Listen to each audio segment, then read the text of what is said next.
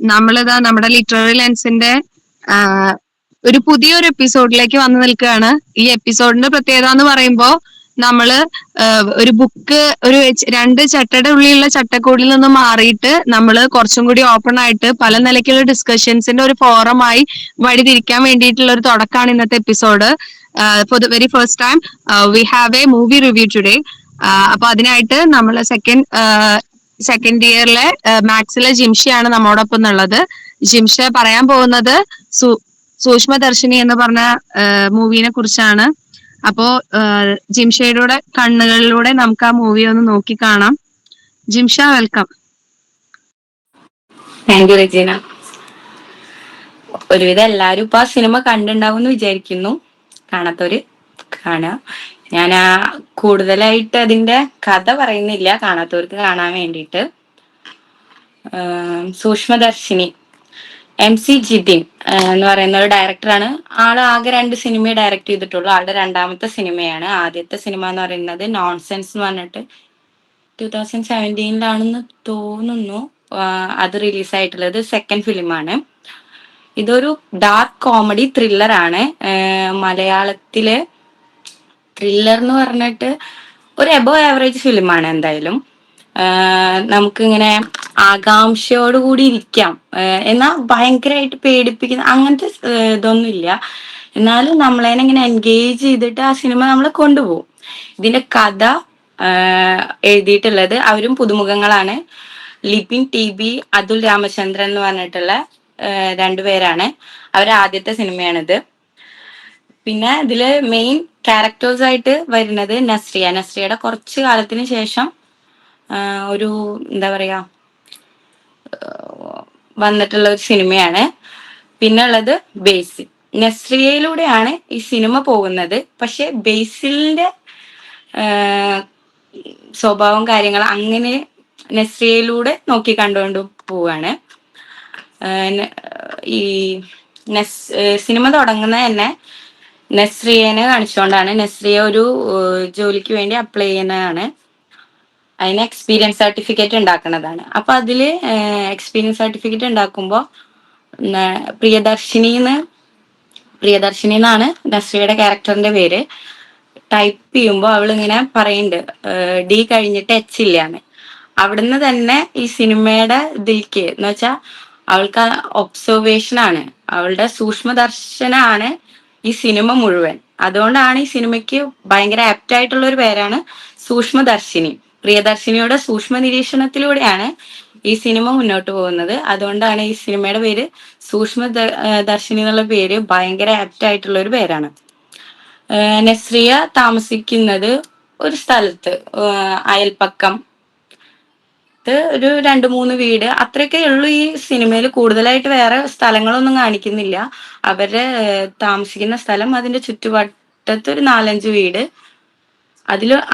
അതിലാണ് ഈ മുഴുവൻ സിനിമയും.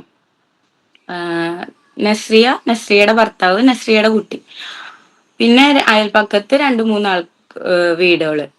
അവിടേക്ക് തൊട്ടപ്പുറത്തെ വീട്ടിലേക്ക് താമസക്കാരായിട്ട് വരുന്നതാണ് നമ്മുടെ ബേസിലിന്റെ ക്യാരക്ടറിന്റെ പേര് മാനുവൽ എന്നാണ്. ബേസിലിന്റെ അമ്മയും ബേസിലും കൂടിയിട്ട് അവിടേക്ക് വരും. ബേസിലിനെ ഫസ്റ്റ് നമ്മൾ കണ്ടുള്ള എങ്ങനെയാ കോമഡി ആയിട്ടല്ല. കോമഡി ക്യാരക്ടേഴ്സ് മാത്രമാണ് ബേസിൽ അഭിനയിച്ചിട്ട് നമ്മൾ ഇതുവരെ കണ്ടിട്ടുള്ളൂ. ബേസിലിൽ നിന്ന് ഇങ്ങനെ ഒരു ക്യാരക്ടർ വളരെ നന്നായിട്ട് അത് ബേസിൽ ചെയ്തിട്ടുണ്ട്. ഒരു സിനിമ കണ്ടാൽ നമ്മൾ അഭിനയം അത് വളരെ നന്നായിട്ട് ബേസിൽ അത് ചെയ്തിട്ടുണ്ട്. പ്രിയദർശിനി എന്ന് പറയുന്ന നസ്രിയയുടെ ക്യാരക്ടർ, ബേസിലിന്റെ ക്യാരക്ടറിൽ വരുന്ന മാറ്റങ്ങൾ അവള് നോക്കി കാണുകയാണ്. അവളുടെ നോട്ടത്തിലൂടെയാണ് ആ സിനിമ മൊത്തം പോകുന്നത്. അവന്റെ വീട്ടിൽ നടക്കുന്ന ആ പ്രശ്നം നമ്മൾ കാണുന്നത് പ്രിയദർശിനിയുടെ സൂക്ഷ്മദർശനത്തിലൂടെ. എന്ന് വെച്ചാൽ പ്രിയദർശിനി അയൽപക്കത്തേക്കുള്ള ഒളിഞ്ഞുനോട്ടം എന്ന് പറയാം. അതിലൂടെയാണ് നമുക്ക് ആ ഒരു അവിടെ നടക്കുന്ന ക്രൈമും കാര്യങ്ങളൊക്കെ റിവീൽ ചെയ്യുന്നത്. പിന്നെ അതില് ബേസിലിന്റെ ക്യാരക്ടേഴ്സിനെ ഫസ്റ്റ് കാണുമ്പോൾ നമുക്ക് ഒരു ഇന്നസെന്റ് ആയിട്ട് എന്നാ തോന്നുക. പിന്നെ അവന്റെ ഫസ്റ്റ് ഹാഫിൽ തന്നെ അവന്റെ ക്യാരക്ടറിനെ കാണിക്കുന്ന ഓരോരോ ഭാഗങ്ങളുണ്ട്. അതിലൊന്നാണ് ഇവൻ പൂച്ചയെ കല്ലെറിയണ ഒരു ഭാഗമുണ്ട്. അപ്പൊ തന്നെ ഇവന്റെ ഒരു ഇവ അത്ര ഇന്നസെന്റ് അല്ല, അവ അങ്ങനത്തെ ഒരു ക്യാരക്ടർ അല്ല, ഒരു മാറ്റം ഉണ്ടെന്ന് അങ്ങനെ ഒന്ന് രണ്ട് ഭാഗങ്ങളിലുണ്ട്. പിന്നെ ഒരു ഉടുമ്പിനെ പിടിച്ച് കൊന്നിട്ട് കൊണ്ടുപോകണത്, എന്നിട്ട് അത് അവരുടെ ഫ്രണ്ട്സിന് ബാർബിക്യൂ ഉണ്ടാക്കി കൊടുക്കണ ഒരു ഇതൊക്കെ ഉണ്ട്. അതിൽ നിന്ന് മനസ്സിലാവും ബേസിലിന്റെ അത്ര ക്ലീൻ അല്ല എന്നുള്ളത് ഫസ്റ്റ് ഹാഫിൽ തന്നെ കാണിച്ചു തരുന്നുണ്ട്. ഫസ്റ്റ് ഹാഫിലെ പല കാര്യങ്ങളും സെക്കൻഡ് ഹാഫിൽ നമുക്കിനെ സംശയം തോന്നും, ഇതെന്ത് ഇങ്ങനെ. പ്രിയദർശിനിയുടെ സംശയങ്ങള് നമ്മൾ പ്രേക്ഷകരിലും അതേപോലെ സംശയം ഉണ്ടാക്കും. പക്ഷെ അതൊക്കെ സെക്കൻഡ് ഹാഫിൽ ആ ഓരോ പ്രോപ്പർട്ടീസും റിവീൽ ചെയ്യുന്നുണ്ട്. അതില് എല്ലാതും പറഞ്ഞാൽ കാണാത്തവർക്ക് അതൊരു ഇതാവെന്ന് വിചാരിച്ചാണ് പറയാത്ത. അതിലൊരു കാര്യമുണ്ട്, ഒരു ജ്യൂസിന്റെ, അത് ആ സെക്കൻഡ് ഹാഫിൽ നമുക്കും തോന്നും അയ്യോ അപ്പൊ അതെന്താ അങ്ങനെ വന്നേന്ന്. അത് പക്ഷേ സെക്കൻഡ് ഹാഫിൽ കറക്റ്റ് ആയിട്ട് അത് പറഞ്ഞു തരുന്നുണ്ട്. അങ്ങനെ ഓരോ കാര്യങ്ങളും നമുക്ക് സംശയം തോന്നുന്ന എല്ലാതും സെക്കൻഡ് ഹാഫിൽ അത് എന്താ പറയാ റിവീൽ ചെയ്തിട്ട് തന്നെയാണ് സിനിമ പോകുന്നത്. പിന്നെ പറയുകയാണെങ്കിൽ ഇതിന്റെ പശ്ചാത്തല സംഗീതം ക്രിസ്റ്റോ സേവിയർ എന്ന് പറഞ്ഞിട്ട് ഒരാളാണ് ചെയ്തിട്ടുള്ളത്. പ്രിയദർശിനിക്കൊക്കെ ഒരു ബാക്ക്ഗ്രൗണ്ട് സ്കോർ കൊടുക്കുന്നുണ്ട്. അതൊക്കെ നമ്മുടെ മനസ്സിൽ നിന്ന് പോവാത്ത രീതിയിൽ ഇങ്ങനെ നിൽക്കുന്നുണ്ട്. ആവശ്യമായ സ്ഥലത്ത് ആവശ്യമായ രീതിയിൽ നല്ല രീതിക്ക് പശ്ചാത്തല സംഗീതം നൽകിയിട്ടുണ്ട്. പിന്നെ സെക്കൻഡ് ഹാഫില് നമ്മളങ്ങനെ പ്രതീക്ഷിക്കാത്ത നമുക്ക് അവിടെ പറ്റിയ മനസ്സിലാവും കാര്യം ഇതാണ് എന്ന്. പക്ഷെ എന്നാലും അത് ഭയങ്കര ത്രില്ലിംഗ് ആയിട്ട് കാണിച്ചു തരാൻ പറ്റിയിട്ടുണ്ട് ഈ സിനിമയില്. പിന്നെ ബേസിലിന്റെ അമ്മയുടെ ക്യാരക്ടർ ചെയ്ത മനോഹരി ജോയ് എന്ന് പറഞ്ഞിട്ടുള്ളൊരു സ്ത്രീയാണ് അത് ചെയ്തിട്ടുള്ളത്. അത് വളരെ നന്നായിട്ടുണ്ട്. ആ ക്യാരക്ടറിന് അതിൽ വളരെ ഒരു ഇമ്പോർട്ടൻസ് ഉണ്ട്. പക്ഷെ അത് നമുക്ക് സെക്കൻഡ് ഹാഫിലാണ് അത് റിവീൽ ചെയ്ത് കിട്ടുള്ളൂ. ഫസ്റ്റില് നമുക്കത് ആ കഥ അങ്ങോട്ട് മനസ്സിലാവില്ല. അത് സെക്കൻഡ് ഹാഫ് എത്തുമ്പോഴത്തേനും അത് അങ്ങനെയാണ്. പിന്നെ ഭയങ്കര എത്ര നമ്മൾ മാറി എന്ന് പറഞ്ഞാലും നമുക്ക് മാറ്റം വരാത്ത ചില കാര്യങ്ങളുണ്ട്. നമ്മുടെ കുടുംബത്തിൽ അംഗീകരിക്കാൻ പറ്റാത്ത കുറച്ച് കാര്യങ്ങളുണ്ട്. അങ്ങനെ ഒരു പ്രശ്നമാണ് ഇതിലത്തെ ക്രൈമിനുള്ള മെയിൻ റീസൺ ആയിട്ട് വരുന്നത്. നമ്മുടെ എത്ര മോഡേൺ സമൂഹത്തിലാണ് എന്ന് പറഞ്ഞാലും അതിലുള്ള ആ ഒരു കാര്യം നമ്മളിൽ പലർക്കും ഇപ്പോഴും അത് ദഹിക്കില്ല കുടുംബങ്ങളില്. അതാണ് ഈ സിനിമയിൽ കാണിച്ചിട്ടുള്ളത്. അതാണ് ഈ ക്രൈമിന് കാരണം. ഇതൊരു ക്രൈം ത്രില്ലർ ആണെങ്കിൽ കൂടി ഇതിലെ ക്രിമിനൽസിനോടൊന്നും നമുക്ക് അത്ര ദേഷ്യമൊന്നും തോന്നില്ല. കാരണം അതാ ഭയങ്കര സുഖമായിട്ടാണ് ഈ സിനിമ പോണത്. എന്താ പറയാ വില്ലന്മാരോട് നമുക്ക് അങ്ങനെ അയ്യോ, സാധാരണ നമുക്ക് സിനിമ കാണുമ്പോൾ വില്ലന്മാരോട് ഒരു ദേഷ്യം വരില്ലേ, അതൊന്നും ഇതിൽ വരില്ല. ഇതില് സെക്കൻഡ് വില്ലനായിട്ട് സിദ്ധാർത്ഥ് ഭരതൻ എന്ന് പറഞ്ഞൊരു ക്യാരക്ടർ ഉണ്ട്. അവൻ ശരിക്കൊരു സൈക്കോ. അവൻ ചെയ്യണ കാര്യങ്ങൾ അത്ര ഇതാണ്. പക്ഷെ അതൊരു കോമഡി, ഡാർക്ക് കോമഡിയാണ് യൂസ് ചെയ്തിട്ടുള്ളതെങ്കിലും കോമഡിയിലൂടെ കാണിക്കുമ്പോ നമുക്ക് എന്താ അവരോട് ആ ക്രൈമിനോടും നമുക്ക് അത്ര ഒരു ഇത് വരില്ല. പക്ഷെ ഭയങ്കര ത്രില്ലിംഗ് ആയിട്ട് നമ്മളിത് കൊണ്ടുപോകും ചെയ്യുന്നുണ്ട് ഈ സിനിമ. ബേസിൽ നസ്രിയ കോംബോ ആദ്യമായിട്ടാണ് ഇതിൽ സിനിമയില് വരുന്നത്.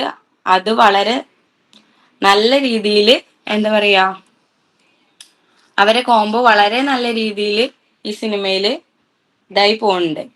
പക്ഷെ ഇതിൽ നസ്രിയ ചെയ്ത ക്യാരക്ടർ സാധാരണ നമ്മള് വീട്ടമ്മമാർക്ക് എന്തായാലും അപ്പുറത്തെ വീട്ടിൽ എന്താ നടക്കണെന്ന് അറിയാൻ ഒരിതുണ്ടാവുമല്ലോ. വീട്ടമ്മമാർക്കല്ല, നമുക്ക് എല്ലാവർക്കും.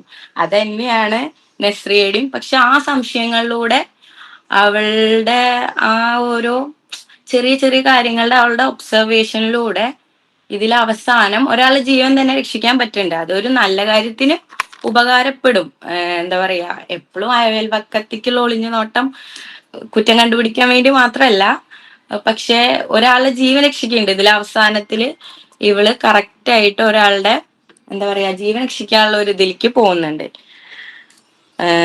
പിന്നെ അതിൽ ഭയങ്കര എന്താ പറയാ നമ്മൾ കാണാത്ത കാര്യങ്ങളൊന്നുമല്ല. ഒരു സിമ്പിൾ സിനിമയാണ്. പക്ഷെ മലയാളത്തിൽ നല്ലൊരു ത്രില്ലർ സിനിമയായിട്ട് ഇത് വളരെ എന്താ പറയാ നല്ലൊരു ഇതാണ്. പിന്നെ സ്ക്രിപ്റ്റ് മുഴുവൻ കഥ മുഴുവൻ പറഞ്ഞാൽ ഇത് കാണാത്തവർക്ക് അതൊരു ഭയങ്കര ബുദ്ധിമുട്ടാവും. കാണാത്തവരെന്തായാലും കണ്ട സമയം പോവൊന്നുമില്ല. കറക്റ്റ് ഒരു എബോ ആവറേജ് സിനിമയാണിത്. 2 വീട്, അവരുടെ ചുറ്റുവട്ടം, ആ 2 വീട് ബേസ് ചെയ്തിട്ടാണ് മെയിൻ ആയിട്ട് ഈ കഥ. പോകുന്നത്. ആഹ് പിന്നെന്താ, ഇതില് ബേസിൽ പറയുന്ന ഒരു ഡയലോഗ് ഉണ്ട്. എന്താണ്, ഇവൻ ഈ ക്രൈം ചെയ്യാൻ പറ്റിയ സ്ഥലം, ഇവന്റെ എന്താ പറയാ നേറ്റീവ് പ്ലേസ് ആണ് ഇവര് തിരിച്ചു വരുന്നത്. അപ്പൊ സെക്കൻഡ് ഹാഫിലും ഇങ്ങനെ പറയുന്നുണ്ട്, ഇതിങ്ങനെ ആലോചിക്കുമ്പോ ഈ ക്രൈം ചെയ്യാൻ പറ്റിയ സ്ഥലം എവിടെയാ, ആ നാട്ടിൽ പോയി ചെയ്താൽ ഇതാരും അറിയില്ലാന്ന്, അവിടുത്തെ ആണുങ്ങളൊക്കെ പൊണ്ണന്മാരാണെന്ന്. അങ്ങനെ ഒരു ഡയലോഗ് ഇതിൽ പറയുന്നുണ്ട്. പക്ഷെ അവിടുത്തെ പെണ്ണുങ്ങളെ കുറിച്ച് ആലോചിച്ചില്ല. അതെന്ന് വെച്ചാ മറ്റേ അവിടുത്തെ പെണ്ണ്, നസ്രിയ എന്ന് പറയുന്ന സ്ത്രീ കഥാപാത്രം സ്ട്രോങ് ആയിട്ട് നിന്നിട്ട് അവൾക്ക് ഒരുപാട് എതിർപ്പുകളൊക്കെ വരുന്നുണ്ട്. വീട്ടിൽ നിന്നൊക്കെ തന്നെ പറയുന്നുണ്ട്. എന്ന് വെച്ചാൽ ഇവള് കണ്ടുപിടിച്ച് വന്നാലും അവസാനം ഈ ഇതിലേക്ക് വരുമ്പോ ബേസിൽ അത് തേച്ചു മാച്ച് കളയും. അങ്ങനെയാണ് ഇത് വരുന്നത്. പക്ഷെ ഇവള് അതൊക്കെ എതിർപ്പൊക്കെ ഇതാക്കിയിട്ടും ഇവളുടെ നിരീക്ഷണങ്ങളുടെ പിന്നാലെ പോയിട്ടാണ് ഇതിന്റെ സത്യം കണ്ടുപിടിക്കുന്നത്. ഇവളൊരാളില്ലെങ്കിൽ ഈ കഥയിൽ ഇത് എന്താ പറയാ, ആ ക്രൈം ആരും അറിയാതെ പോവത്തേ ഉള്ളൂ. അങ്ങനെയാണ് പലതും നമ്മുടെ നാട്ടിൽ നടക്കണതും. പക്ഷെ അവളുടെ അയൽവക്കത്തേക്കുള്ള ഒളിഞ്ഞു നോട്ടത്തിൽ നിന്നാണ് ഈ കഥ, ഈ ക്രൈം എന്താ പറയാ നാട്ടുകാരുടെ മുന്നിലും ഇതിലും എത്തുന്നത്. അവൾ ഒരൊറ്റയ്ക്ക് നിന്നിട്ടാണ് അവസാനത്തെ ഇതുവരെ. അവൾ ഒറ്റയ്ക്കാണ്. കുറച്ച് സമയം വരെ അവളുടെ അയൽപക്കത്തുള്ള ആൾക്കാർ ഇവളുടെ കൂടെ നിൽക്കുമെങ്കിലും വേറൊരു ഘട്ടം വരുമ്പോൾ ഇവൾ ഒറ്റയ്ക്കാവും. എന്നാലും അവളത് അവിടെ ഉപേക്ഷിക്കില്ല. എന്താണ് ഇന്ന് അതിന്റെ സത്യം അറിയണല്ലോ എന്ന് വിചാരിച്ചിട്ട് അവിടേക്ക് അതിന്റെ പിന്നാലെ തന്നെ പോവും. അതുകൊണ്ടാണ് അതിലത്തെ ലാസ്റ്റ് വരെ വളരെ എന്താ പറയാ ഇൻട്രസ്റ്റിംഗ് ആയിട്ട് നമ്മളെ എൻഗേജ് ചെയ്ത് കൊണ്ടുപോകുന്ന ഒരു സിനിമയാണ് സൂക്ഷ്മദർശിനി. അത്ര. Thank you Jimsha. ഈ മൂവി ഞാൻ കണ്ടത് പറയുകയാണെങ്കിൽ ഞാൻ ഓൾറെഡി കണ്ടിരുന്നു. അതുകൊണ്ട് തന്നെ എനിക്ക് നല്ല ഇഷ്ടമായി. ഞങ്ങള് കോളേജിൽ എല്ലാവരും കൂടിയിട്ട്, അവിടെ ഉണ്ടായിരുന്ന കുട്ടികൾ എല്ലാവരും കൂടിയിട്ട് നമ്മുടെ കോളേജിൽ പ്രൊജക്ട് ചെയ്തിട്ടാണ് ഈ മൂവി കണ്ടത്. അപ്പൊ അങ്ങനെ ഒരു ഫ്രണ്ട്സിനായിട്ടൊക്കെ ഇരുന്ന് കാണാനൊക്കെ നമുക്ക് പറ്റിയ മൂവിയാണ്. കാരണം നമ്മൾ ഓരോ ഇൻസിഡൻസ് സംഭവിക്കുമ്പോഴും ഇത് എന്താണ് എന്ന് പ്രതീക്ഷിച്ചിരിക്കുമ്പോൾ നമുക്കത് കമന്റ് അടിക്കാനാണെങ്കിലും ഇപ്പൊ പേടിയായില്ല എന്ന് പറഞ്ഞു. പക്ഷെ ഒന്ന് രണ്ട് ചെറിയ സ്ഥലങ്ങളിൽ നമുക്ക് അറിയാൻ ഒന്നും ഉണ്ടാവില്ല എന്നും, എന്നാലും ചെറിയൊരു പേടിയൊക്കെ മനസ്സിൽ വരുമ്പോൾ അതൊക്കെ ഷെയർ ചെയ്യാനൊക്കെ നല്ല രസകരമായിട്ടുള്ള ഒരു എക്സ്പീരിയൻസ് ആയിരുന്നു. അപ്പൊ എന്തായാലും ജിംഷ പറഞ്ഞ പോലെ ഒരു എബോവ് ആവറേജ് മൂവി തന്നെയാണ്. അതിന്റെ റിവ്യൂ നന്നായിട്ട് പറഞ്ഞിട്ടുണ്ട്. അതായത് ഒരുപാട് കാര്യങ്ങൾ ഇൻക്ലൂഡ് ചെയ്തിട്ട് തന്നെ, എന്നാ സ്പോയിലേഴ്സ് ഒട്ടും ഇല്ലാതെ ജിംഷ പറഞ്ഞു. ഇനി ആർക്കെങ്കിലും ഫീഡ്ബാക്ക് പറയാം, അല്ലെങ്കിൽ മൂവിനെ കുറിച്ച് എന്തെങ്കിലും അഭിപ്രായങ്ങൾ പങ്കുവെക്കുക, എന്തെങ്കിലും സംശയങ്ങൾ ചോദിക്കുകയൊക്കെ ഉണ്ടെങ്കിൽ മുന്നോട്ട് വരാം.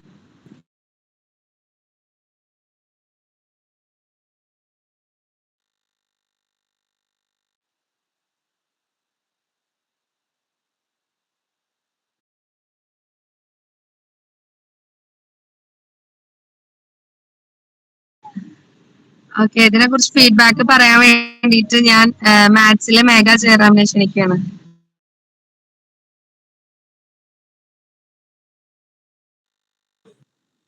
ഹലോ, കേക്കുണ്ടോ?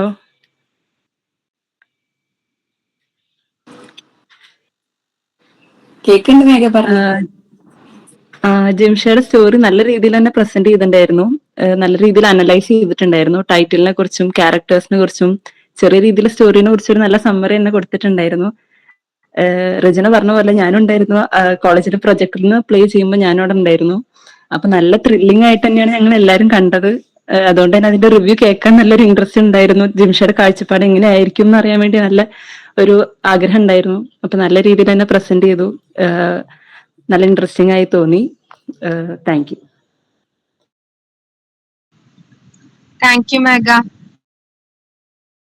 ഇനി ഈ മൂവി കാണാത്ത ആരെങ്കിലും ഒന്ന് ഒരു ഫീഡ്ബാക്ക് പറയാം. അവർക്ക് എങ്ങനെയാണ് ഫീൽ ചെയ്തത് ഇതുവരെ കാണാത്ത ആരെങ്കിലും?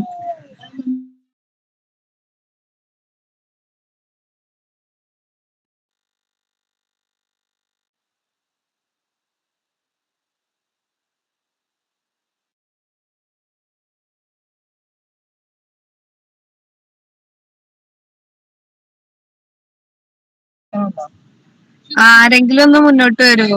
ഈ മൂവി കാണാത്തവരാണെങ്കിൽ സന്തോഷം, ഇനി കണ്ടവർക്കും വരാം.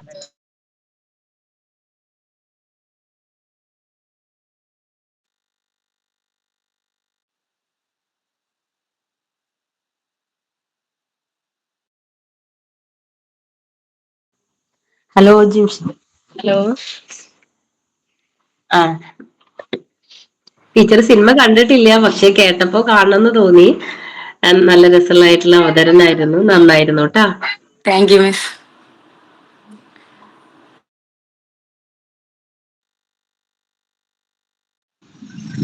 താങ്ക് യു പ്രിൻസിമസ്. ഇതുപോലെ ഇനി ആർക്കെങ്കിലും എന്തെങ്കിലും പറയാനുണ്ടെങ്കിൽ മുന്നോട്ട് വരാം.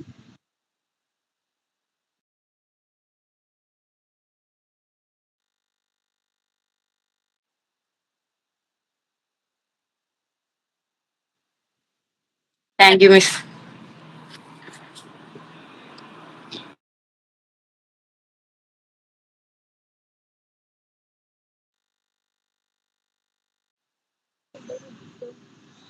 ഇനി ആരും മുന്നോട്ട് വരുന്നില്ലാതെ മിസ് നമ്മൾ വൈൻഡപ്പ് ചെയ്യല്ലേ?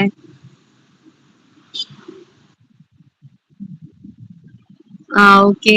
അപ്പോ once again thank you Jimsha. നല്ല പ്രസന്റേഷൻ ആയിരുന്നു. ലൈവ്ലി ആയിട്ട് തന്നെ എൻഗേജിങ് ആയിട്ട് ഞങ്ങൾക്ക് ഈ മൂവിനെ കുറിച്ച് ഒരു റിവ്യൂ ഒക്കെ തന്നു. അപ്പോ ഇനിയുള്ള ദിവസങ്ങളിലും ഇതുപോലെ ഡിഫറെന്റ് ആയിട്ടുള്ള കാര്യങ്ങൾ ചെയ്യാൻ എല്ലാവർക്കും ഇതൊരു പ്രചോദനമാവട്ടെ. Thank you all. Thank you Regina.